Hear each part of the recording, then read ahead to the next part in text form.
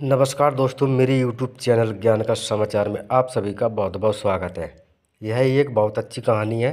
मैं आपको इस वीडियो में बताऊंगा। आप मेरे साथ वीडियो को लास्ट तक जरूर देखें और वीडियो अच्छी लगे तो वीडियो को लाइक शेयर करके चैनल को सब्सक्राइब जरूर कर लें।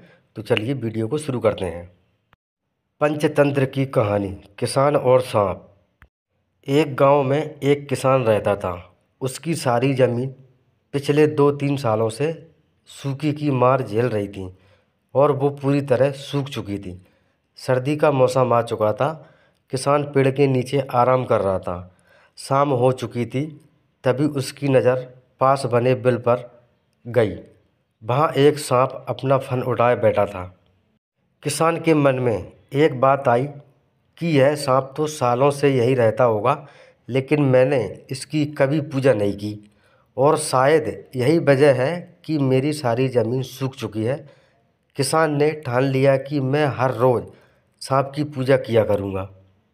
किसान एक कटोरे में दूध ले आया और बिल के पास रखकर कहने लगा, हे नागराज, मुझे नहीं पता था कि आप यहाँ रहते हैं, इसलिए मैंने कभी आपकी पूजा नहीं की। मुझे क्षमा करें, अब से मैं रोज़ आपकी पूजा करूँगा।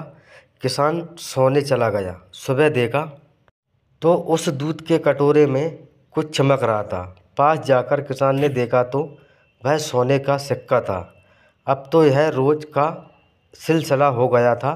किसान रोज़ सांप को दूध पिलाता और उसे सुबह एक सोने का सिक्का मिलता। एक दिन किसान को किसी काम से दूसरे गांव जाना पड़ा, तो उसने अपने बेटे को रोज़ सांप को दूध पिलाने को कहा। किसान के बेटे ने वैसा ही किया। अगली सुबह उसे भी सोने का सिक्का मिला। उसके बेटे ने सोचा कि यह सांप तो बड़ा कंजूस है, ज़रूर उसके बिल में बहुत से सोने के सिक्के होंगे, लेकिन यहाँ तो बस रोज़ एक ही सिक्का देता है। अगर मैं इसको मार दूँ तो मुझे सारा का सारा सोना मिल जाएगा। अगली शाम लड़का जब दूध देने गया तो उसने सांप को देखते ही उस पर छड़ी से वार किया, जिससे सांप ने विकराल रूप धारण कर लिया और उसे डस लिया। जख्मी सांप उसके बाद अपने बिल में चला गया। किसान के रिश्तेदारों ने उसके बेटे का अंतिम संस्कार कर दिया। जब किसान लौटा तो अपने बेटे की मृत्यु की खबर से बहुत व्यथित हुआ।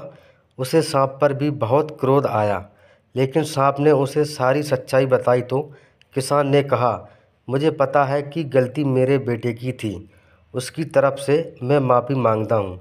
किसान ने उसे दूध दिया और उससे फिर माफ़ी मांगते हुए कहा, कृपया मेरे बेटे को माफ़ करें।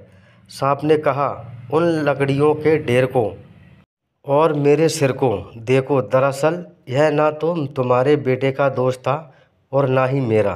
परिस्थिति ही कुछ ऐसी बन गई थी कि यह सब कुछ हो गया। यह भाग्य का ही खेल था। भाग्य के आगे हम सब मजबूर हैं।